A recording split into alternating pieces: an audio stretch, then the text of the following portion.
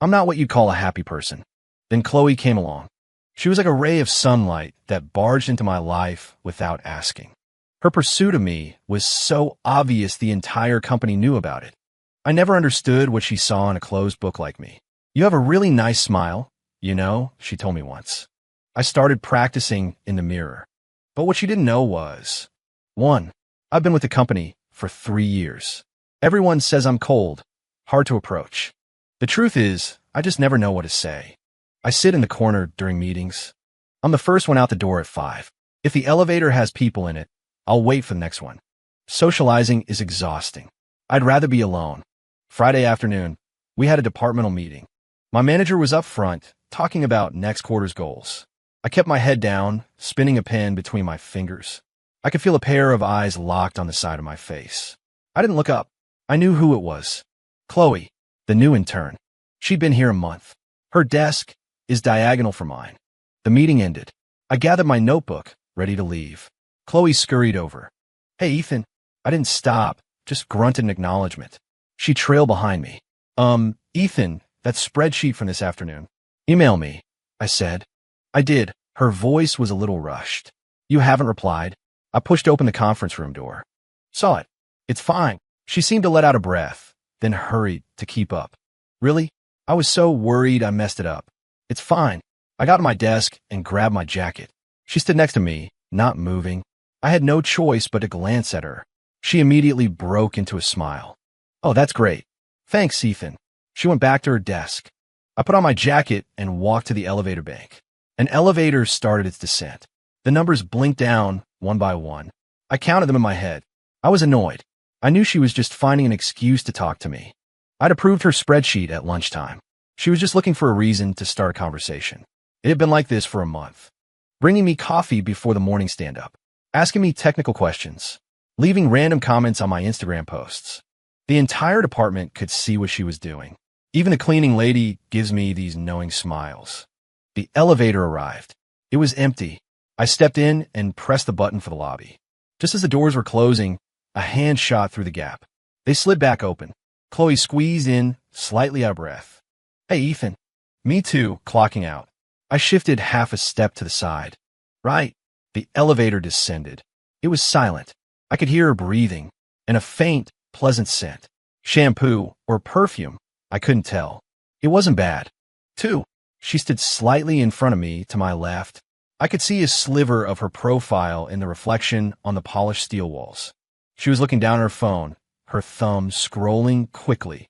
She didn't say anything. That was a little surprising. I figured she'd find something else to talk about. The elevator reached the lobby. The doors opened. I walked out. She followed. Outside the building, I turned left. Her subway station was to the right.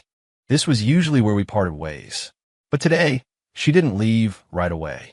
Ethan, which way are you headed? Left. To the bus stop? Yeah. Oh, well, see you tomorrow.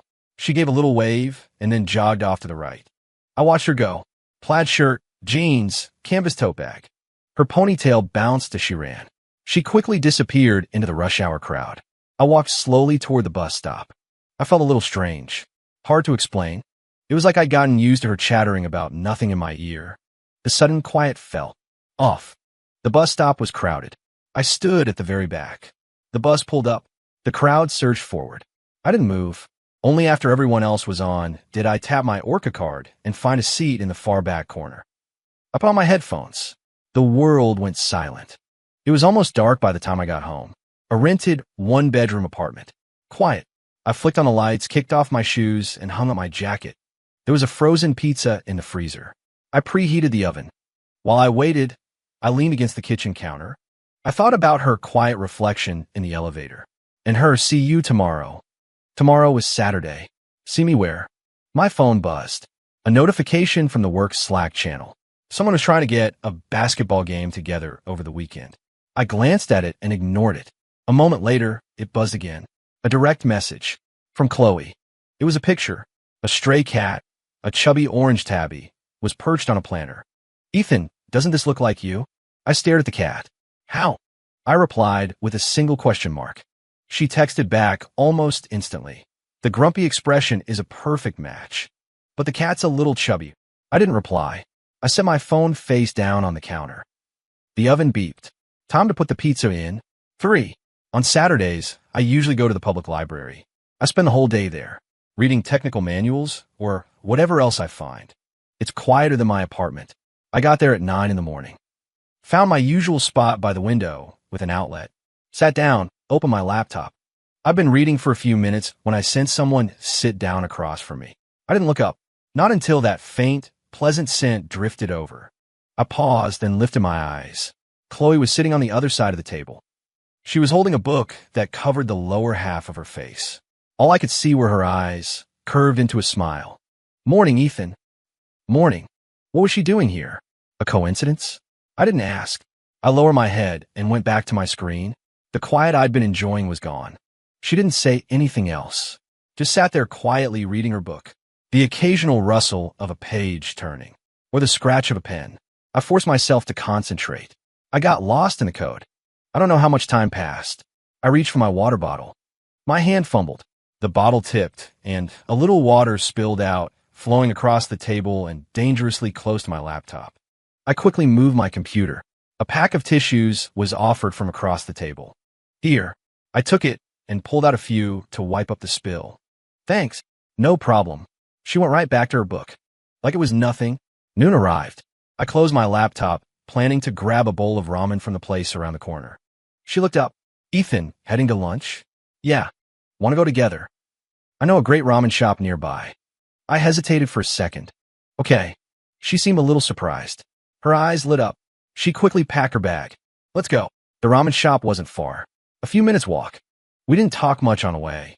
Just walked side by side. She came up to about my shoulder. I caught her stealing glances at me. I acted like I didn't notice. We ordered. I got the tonkatsu. She got the spicy miso. Waiting for the food is always the most awkward part. Sitting across from each other. Nothing to look at. She fiddled with her chopsticks. "Do you come to the library often, Ethan?" "Yeah." "Me too. Funny we've never run into each other before." "We have now." "True." She smiled. The ramen came. We both focused on eating. She ate slowly, deliberately. I was almost finished when her bowl was still more than half full. "Ethan." "Yeah." "You eat really fast." "Habit." "Oh." She went back to carefully eating her noodles one by one. 4. When we were done, I pulled out my wallet. "I'll get this." She quickly waved her hands. No, we can go Dutch." I had already handed the cash to the server. "For both of us." She looked a little embarrassed. "Well, I'll get it next time then." I didn't respond. I just walked outside. On the way back to the library, she was a bit more talkative. "So, Ethan, what do you usually do on weekends?" "Read." "Don't you watch movies?" "Or go out?" "Rarely." "Oh." She fell silent again. We walked for another minute. "You know," she said suddenly, "there's a new art exhibit downtown. I heard it's supposed to be good." I didn't say anything. She sounded deflated. Just saying. Back at our table, the afternoon sun streamed through the window, warm on my skin. After a while, she got tired of reading and rested her head on her arms on the table. Her face was turned toward me. Her eyes were closed, like she'd fallen asleep. Her breathing was soft. Her eyelashes were long. Her nose was. I shifted my gaze. I looked out the window. The trees were almost bare. Winter was coming. She slept for about 20 minutes. When she woke up, she rubbed her eyes, looking a little dazed. "What time is it?" I checked my phone. 3:10. "Oh, wow, I was out for that long." She sat up straight and fixed her hair. It was a little messy. She ran her fingers through it and retied her ponytail. "Didn't drool, did I?" She mumbled to herself, subtly wiping the corner of her mouth. I looked down at my screen. I thought my lips might have twitched into a smile. I pressed them flat. At dusk, we packed up to leave. We walked to the library entrance together. She turned left, I turned right. "See you next week, Ethan." She waved. "Yeah." I walked a few steps and glanced back over my shoulder. She was still standing there, watching me. When she saw me looking, she spun around and walked away quickly, like a startled rabbit. I spent Sunday at home, cleaned the apartment, did laundry, watched an old movie in the afternoon. My phone was quiet. No one was talking in the work Slack. It was nice. For dinner, I made a cup of ramen, added an egg. After eating, I sat on the sofa, staring into space. I thought about her sleeping in the library yesterday, and her mumbling, "Didn't drool, did I?" I picked up my phone. Clicked on her profile picture. Her Instagram was private. I backed out of the app. Monday morning at work. The weekly stand-up meeting. She was late. Her hair was a mess. She ran into the room. Sorry, my alarm didn't go off. The manager gave her a look, but didn't say anything. She slipped into the empty chair next to me, catching her breath. She brought the cold morning air with her, and that familiar, faint scent. She had a different hairstyle today. Her hair was in a bun. It exposed the back of her neck. It was very pale. After the meeting, people started filing out. She leaned in close. Ethan, thanks for the ramen on Saturday. It was nothing. I never made it to that art exhibit.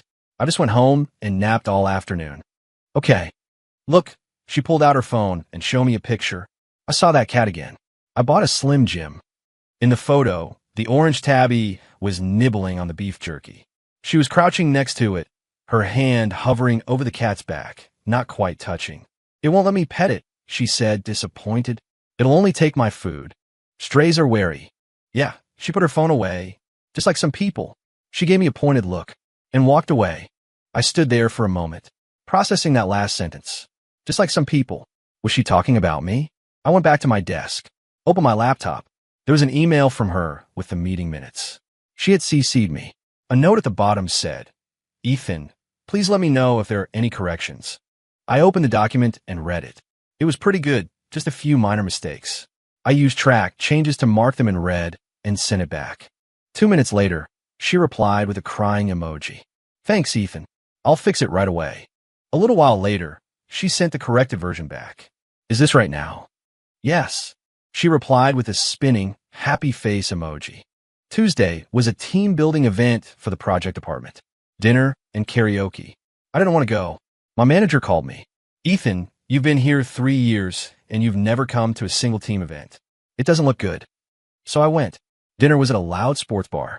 We had a private room with 2 big tables. It was chaos. I found a corner and focused on my plate of wings. Chloe was sitting at the other table, surrounded by a few of the other women from the office. She looked distracted, her eyes darting over to me every so often. I kept my head down. After dinner, we went to a karaoke bar, an even bigger room, dim lights, a cacophony of terrible singing.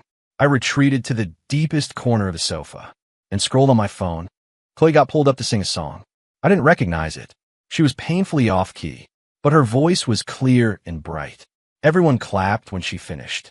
She put down the microphone, squeezed through the crowd, and sat down next to me. Ethan, you're not going to sing? I don't sing. No way, she laughed. Just get up there and have fun. Seriously, I don't. She didn't push it. She picked up an orange from the table and started peeling it. It's too loud in here. Yeah. You don't like this kind of thing, do you? No. Then why'd you come? Manager made me. She finished peeling the orange and offered me half. Here. I looked at the orange slices in her hand. No thanks. Come on, she pressed into my hand. It's really sweet. I held the orange. I didn't eat it. She ate her half. See, sweet, right? I grunted in agreement and put the orange down on the table. She looked a little disappointed, but she didn't say anything. Someone from the other side of the room called her name, asking her to sing another song. She went. I watched her take the microphone again. The intro to a slow song started playing. She followed the lyrics on the screen. Her voice was softer this time. It was actually good. The whole time she sang, she kept looking in my direction. The colored lights swept across the room. Her face would be illuminated for a second, then fall back into shadow. Her gaze was intense. The room was full of noise and laughter, but it was like none of it existed for her. There was just that spotlight and her voice floating over to me. I picked up the half-eaten orange. I pulled off a slice and put it in my mouth. It was sweet. When she finished, people started cheering and teasing her. Chloe, who was that one for? Yeah, your eyes were glued to one spot the whole time. She just laughed and waved them off. You guys are crazy. She ran back and sat next to me. Her face was a little red. From the heat or from embarrassment, I couldn't tell. It's so hot in here, she said, fanning her face with her hand. You have a good voice, I said. Her head snapped toward me. Really? Yeah. Her eyes lit up. Ethan, did you just compliment me? Stating a fact. Still counts as a compliment, she grinned, looking impossibly happy. This is a moment to remember. She picked up my half-finished beer from the table and took a sip. Hey, that's mine. I started, but it was too late. She put the glass down and licked her lips. It's fine. I don't have cooties. I just stared at her, said nothing. She slowly seemed to realize what she'd just done. Her face turned an even deeper shade of red. I'll go get another one. She got up and hurried over to the bar. Her retreat was a little clumsy. The party broke up late. Everyone went their separate ways. A few people were drunk, leaning on each other as they stumbled out. I was sober. Chloe seemed fine, too. She walked beside me as we left the bar. Ethan, how are you getting home? Uber. I'm heading in the same direction. Mind if we share? I glanced at her. Whatever. We flagged down a ride on the street. I opened the back door for her to get in first. She slid inside. I was about to get in the front seat, but she scooted over. There's plenty of room back here, so I got in the back with her. The car started moving. She gave the driver her address. Then it was quiet. The streetlights passed by, one after another, casting shifting patterns of light and shadow across her face. Her head was resting against the window. She looked tired. Did you have fun tonight? She asked suddenly, without turning her head. It was okay. You were probably bored, she said with a small laugh. I saw you sitting there the whole time. I'm used to it. Ethan, she turned her head to look at me. Do you think I'm annoying? I was taken aback. No, really. Her eyes seemed especially bright in the darkness of the car. Really, she seemed to relax. Good. The car arrived at her apartment building first. It pulled to a stop. She opened the door and got out. Thanks, Ethan. Get home safe. Yeah. The door closed. The car started moving again. I glanced out the back window. She was still standing at the entrance to her building, watching the car, getting smaller and smaller, until she was just a dot. Wednesday at work. Everything was normal. She didn't come over to talk to me. She just quietly did her work. I, on the other hand, felt a little unsettled. I went to the cafeteria for lunch. Sat at my usual table. Alone. She came in with a few of the other women from the office, laughing and talking. She didn't look my way. I ate my lunch. The food tasted bland. In the afternoon, my manager assigned her to help me with a project. It was a complicated one. We'd have to work late together. She brought her laptop over and sat at the desk next to mine. Sorry to trouble you, Ethan. It's fine. I started explaining the project requirements. She listened intently, taking notes, asking questions occasionally. Good questions. On point. She wasn't dumb. She was actually pretty smart. I found myself explaining things in more detail than I normally would. We worked until 9. We were only about halfway done. We'll continue tomorrow, I said, saving the file. Okay, she stretched. I'm starving. Are you hungry, Ethan? A little. I know this food truck downstairs that has amazing tacos. Want to go? I glanced at the time. Sure. It was a little cart outside a convenience store. She ordered a bunch of stuff. Al pastor, carne asada, carnitas. I just got 2 fish tacos. Is that all you're eating? She asked, holding her paper plate. It's enough. We sat on the high stools by the convenience store window, looking out at the traffic. She ate with obvious enjoyment. This al pastor is amazing. You have to try it, she said, using her fork to offer me a piece from her plate. I hesitated. No, I'm good. Just try it. She insisted, holding it out. Seriously, it's different. I finally gave in and took it. Ate it. Well, it's good. She smiled, triumphant. When we finished, she wiped her mouth with a napkin. You know, Ethan, you're actually a really nice person. I didn't say anything. You just don't talk a lot, she continued. At first, I thought you hated me. I don't hate you. So, do you like me? She asked, half joking, her eyes fixed on me. I looked out the window. A bus drove by. Let's go. It's getting late.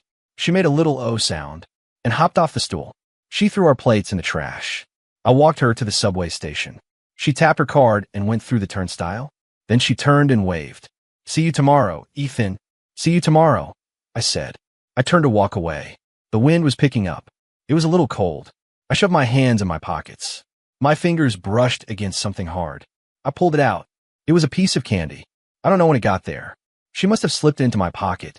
The wrapper was shiny. I unwrapped it and put it in my mouth. Strawberry. It was sickeningly sweet. The next few days, we worked late together every night, finishing the project. She was a fast learner, picked things up quickly. She made it easy. Friday night, we finally finished.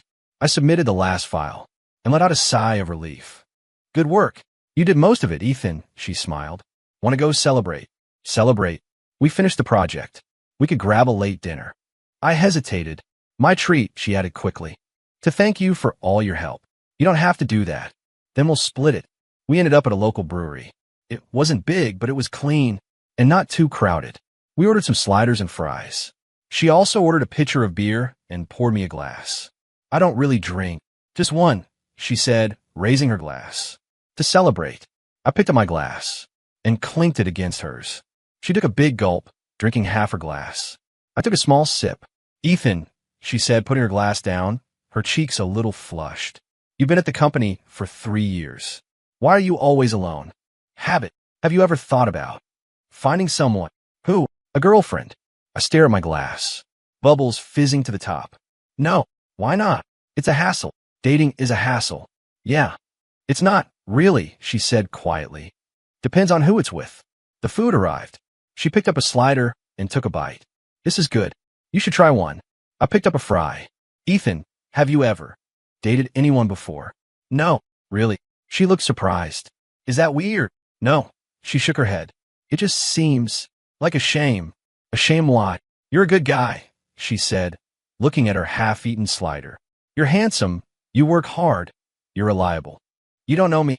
I'm trying to, she said, looking up at me. Isn't that what I'm doing right now? I didn't answer. I ate a fry. It was good. She took another drink of her beer. I have, she said suddenly. I dated someone in college. For a year. I paused. He moved abroad after graduation, so we broke up.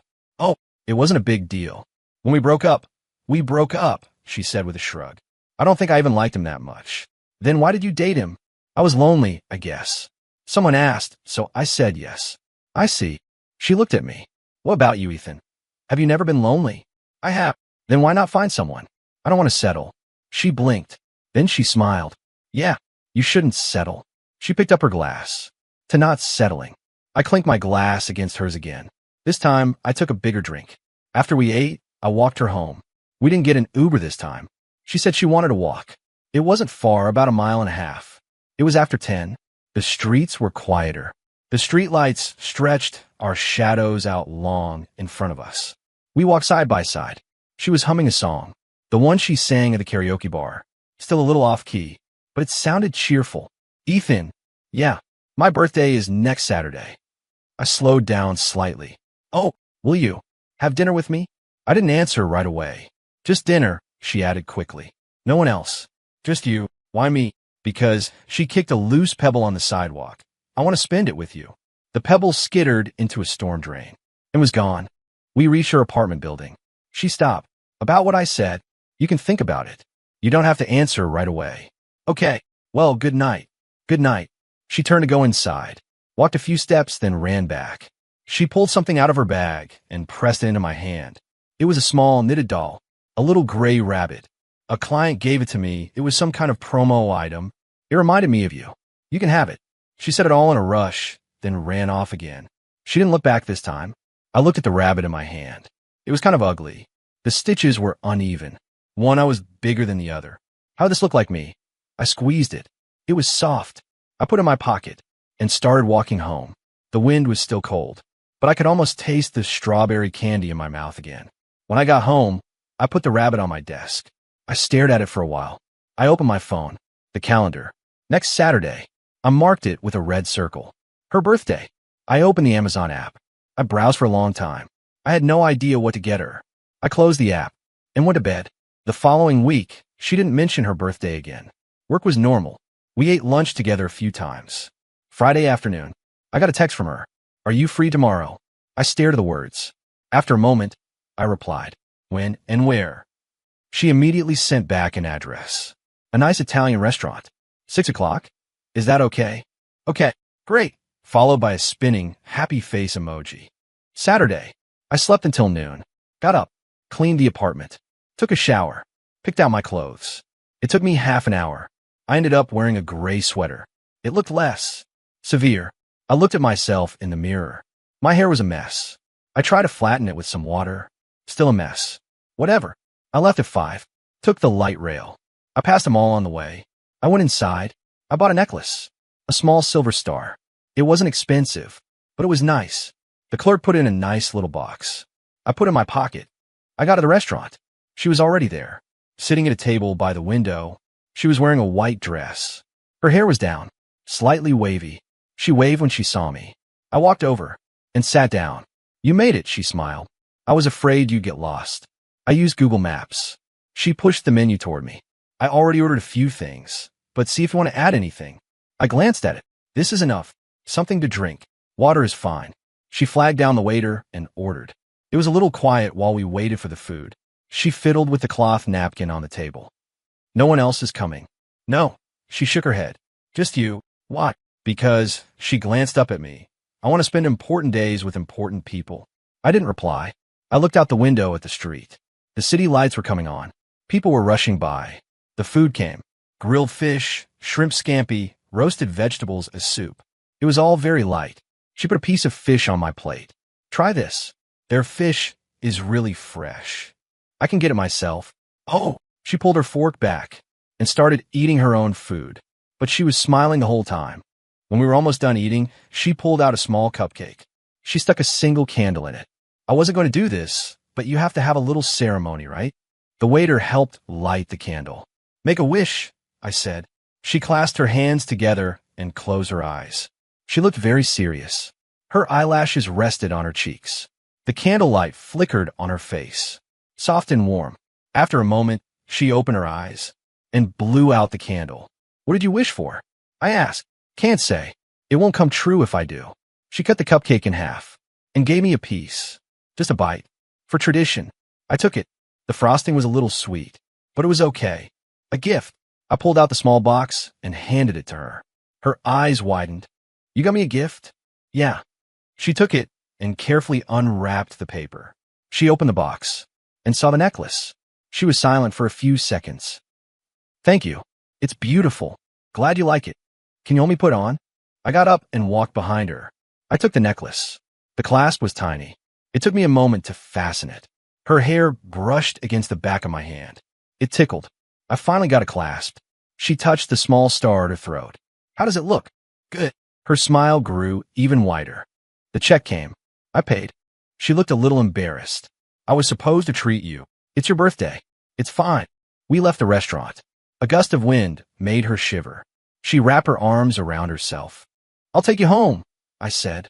You don't have to. You've done it so many times. Today's different.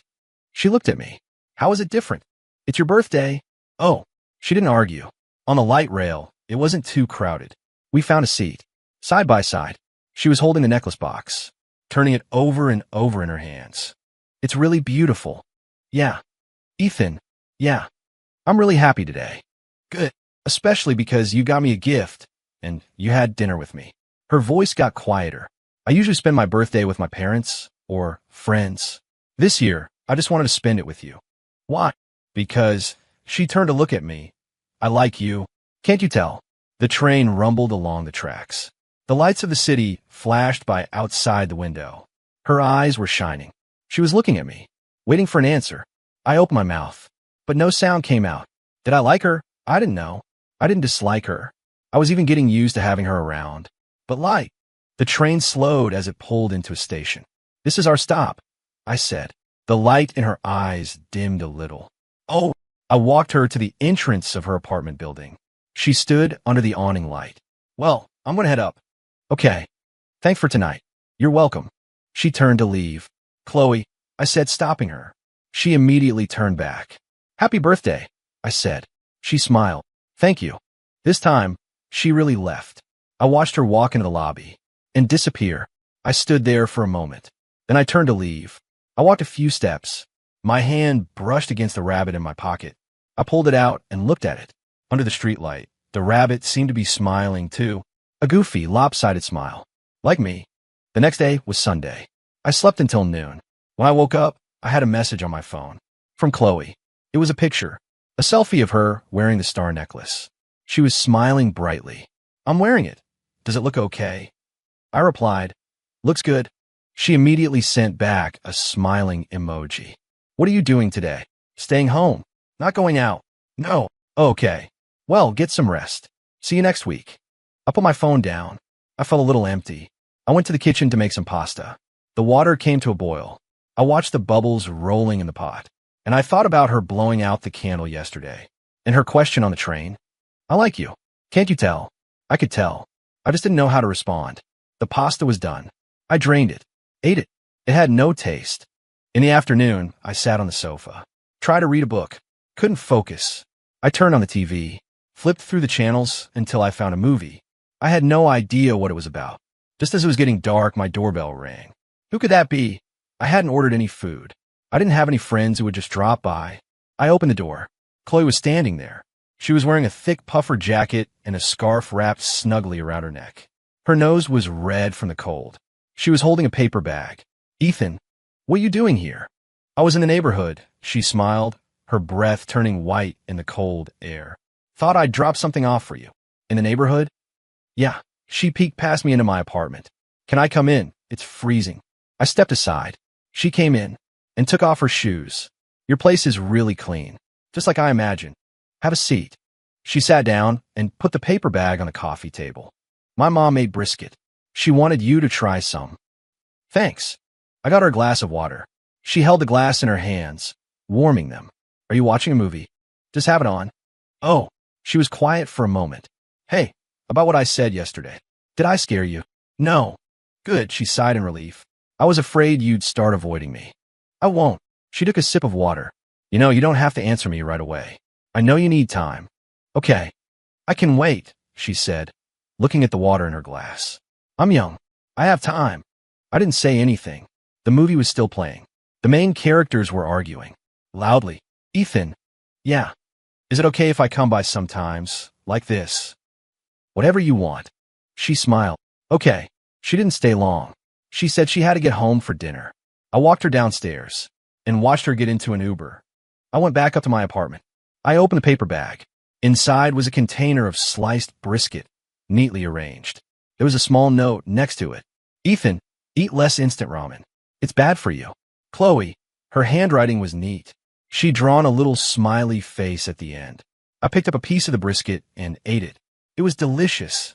Way better than ramen. I folded the note carefully and put it in my desk drawer with a rabbit. One was ugly, the other one was goofy. A good match. Monday at work, she was wearing the necklace. A colleague noticed it. New necklace. It's pretty. Chloe smiled. It was a gift. She didn't look at me, but I knew who she was talking about. In the cafeteria at lunch, she sat down across from me like it was the most natural thing in the world. Did you eat the brisket? I did. Thanks. Was it good? Yeah. I'll bring you more next time. You don't have to go to the trouble. It's no trouble. My mom loves to cook, and we always have too much. Life didn't seem to change much, and yet it felt different. She still came to talk to me, but she wasn't so careful anymore. It was more natural, like we were old friends. She would sometimes come over on the weekends, bring me food, or borrow a book. She'd stay for a little while, then leave. She never overstayed her welcome. Every time she came, she left a little something behind. A coaster, a small succulent plant, a book she'd finished reading.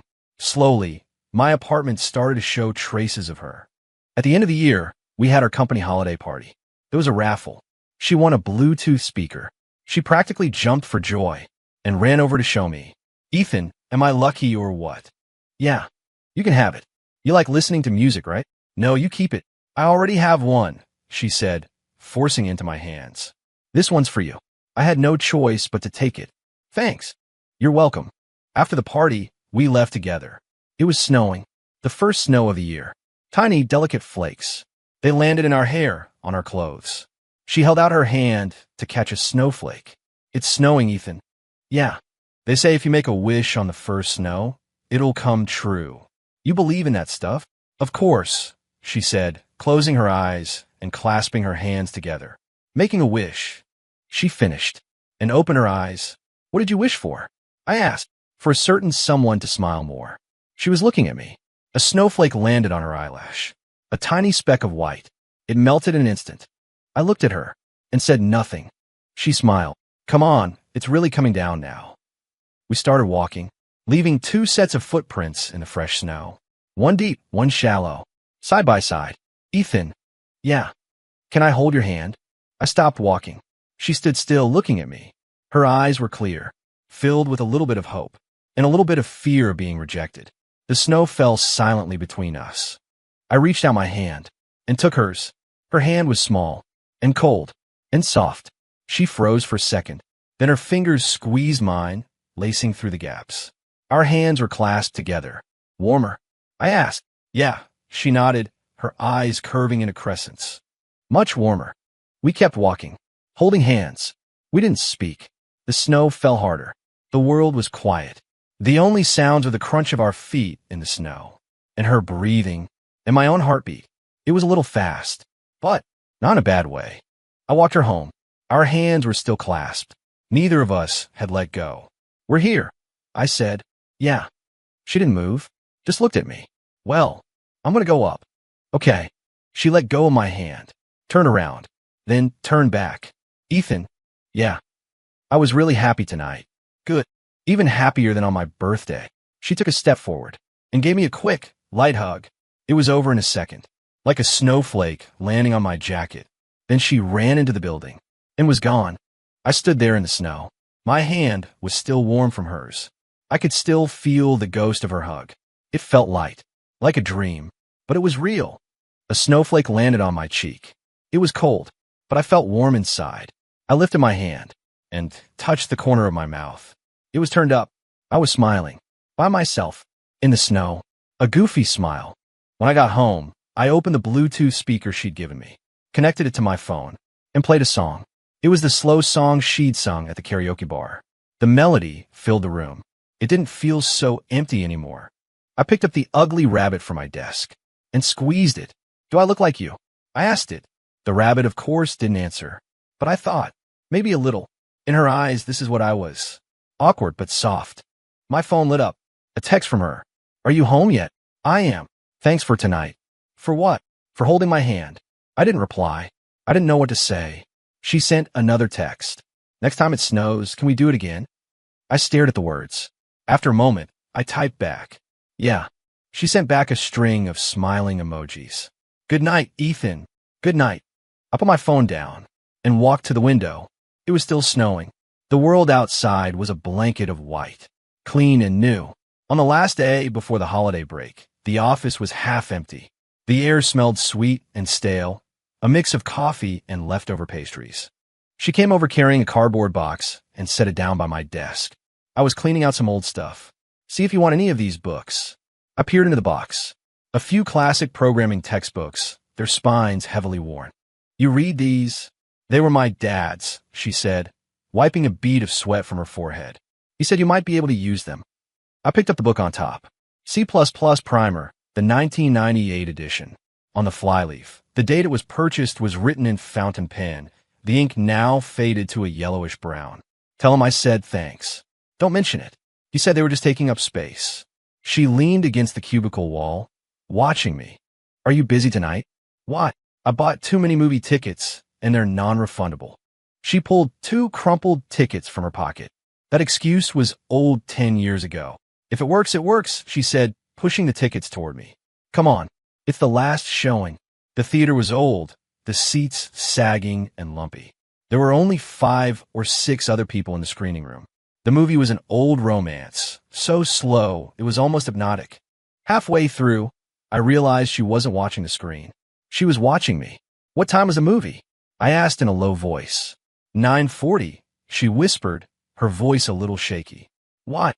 It's only 9:05, I said, glancing at my phone. You bought tickets for the next showing. She froze. In the dark, I could feel her tense up. I must have gotten the times mixed up. Chloe. Yeah. Next time you could just ask. She let out a soft, oh, and hugged the popcorn bucket a little tighter. So, will you say yes next time? The light from the movie flickered across her face. I didn't answer. I just offered her my soda. Want some?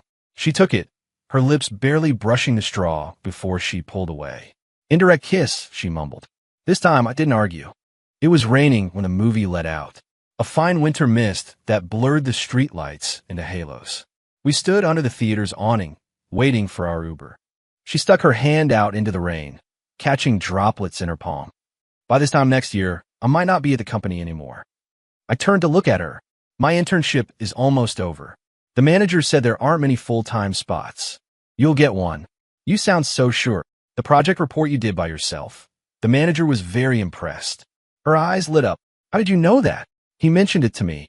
She smiled and bumped her shoulder against my arm. Ethan, you've been paying attention to me all this time, haven't you? The Uber driver called to say he was stuck in traffic. She hung up and stared out into the rain. If I don't get the job, I'll open a food cart outside your apartment building. Why my apartment building? So I can be close to you, she said, turning to look at me, her eyelashes dotted with tiny water droplets. You'll have to be my first customer every day. I don't eat breakfast. Then I'll deliver it to your door, she said, getting serious. You can stand by your window, and I'll use a rope to hoist it up. I pictured the scene in my head and couldn't stop a small laugh from escaping. She looked at me like she'd discovered a new continent. Ethan, did you just laugh? No, you did, I saw it. The car pulled up. As she climbed in, still muttering, I know you laughed. Her hair brushed against my arm. It smelled like rain. Christmas break. The city emptied out. I stayed in my apartment, reading and watching movies. On Christmas Eve, fireworks occasionally bloomed in the distance. My phone buzzed. It was a video call from her. I answered. The screen was shaky. She was wearing a big red parka, and I could see a backyard behind her. Ethan, look, we're setting off fireworks. The camera panned up to the night sky, just in time to catch a shower of golden sparks. A guy who looked like her cousin threw his arm around her shoulder. She laughed and pushed him away. Let me show you my grandma's smoked bacon. The camera swung around to show a row of dark red slabs of meat hanging from the eaves of the house. I'll bring you some when I get back. She ran into her room, closed the door, and propped the phone up, catching her breath. Are you alone? Yeah. Did you eat dinner? Frozen lasagna. She wrinkled her nose. I'll come back and bring you a real meal tomorrow. You're out of state. I can drive. It's only a 3-hour trip. Don't be ridiculous. I'm not. She lowered her voice. I told my mom I had to go back to bring my boyfriend some food. My grip on the phone tightened. Did she believe you? She told me to bring you home to meet her. More fireworks exploded in the distance, lighting up the hope in her eyes. I'll come pick you up on the 27th, I said. We'll go to your parents' house. The video froze, catching her with her mouth hanging open. Are you serious? Yeah. Ethan, you're in for it now. I have to go set off a firecracker to celebrate. The morning of the 27th, I was standing outside her parents' house with a bottle of wine and a dessert from a local bakery. She came running down the stairs to meet me, her scarf half-tied. My mom made 8 dishes. My dad even broke out the good whiskey. She reached up to straighten my collar, her fingers trembling slightly. Nervous? A little, she said, looking up at me. I'm fine. In reality, my palms were sweating. Her house was warm, smelling of good food and tea. Her parents were nicer than I'd expected. They just asked a few questions about my job. Her dad brought out the old C++ primer textbook. Chloe said you were reading this. Yes. Thank you, sir. I bought that when I was trying to impress her mother, he laughed. Thought programming was the coolest thing back then. Her mom shot him a look and put a piece of chicken on my plate. Chloe tells us you take good care of her at work. She's the one who takes care of me. Under the table, she gently took my hand. Her palm was warm and dry. It started snowing lightly on the drive back. She had pulled out the star necklace I gave her and was wearing it over her sweater. My mom says you're polite, and my dad says you're reliable. They don't mind that I'm quiet. I told them that's just how you are, she said, kicking at the light dusting of snow on the ground. That you see everything, even if you don't talk about it. When we reached my apartment building, she suddenly stopped. You know, I was terrified you were going to back out today. Why would I do that? I don't know. I was just scared, she said, looking down at her feet. This all feels like a dream. I reached out and touched her cheek with my fingertips. Does that hurt? No, then it's not a dream. She stared at me, then threw her arms around me and hugged me tight. Ethan, that's the first time you've ever touched me first. The snow landed on our clasped hands and didn't melt. When spring came, she was officially hired full-time. We moved into a bigger apartment with a south-facing balcony. She bought a mint plant, claiming she was going to make mojitos, but it shriveled up and died. One Saturday morning, I woke up to the sound of clattering in the kitchen. She was at the stove, wearing an apron, frying eggs, and humming an off-key song. Surprise! Breakfast in bed. The eggs on the plate were burned, the bacon was shriveled, but the toast was a perfect golden brown. Did you mess with the toaster settings? Nope, she said, wiping her forehead. Maybe it was just in a good mood today. Later, I found out she'd been secretly practicing making toast for 2 weeks. I ate the burnt eggs. She rested her chin in her hands, watching me. It's my parents' anniversary next week. They want us to come over for dinner. Okay, you're not even going to ask what day. Any day is fine. She laughed and pushed the plate with the perfect piece of toast toward me. Sunlight streamed through the blinds, casting tiny shadows from her eyelashes. I reached out and picked a crumb from the end of her hair. She caught my wrist, pressing my hand gently against her cheek. I'm used to it now, she said, closing her eyes. When you touch me, my heart doesn't race anymore. I leaned in and kissed her forehead. What about now? The tips of her ears turned red. She let go of my hand and ducked back into the kitchen. That's cheating. Outside on the balcony, next to the pot with the dead mint, a new green sprout was pushing its way through the soil.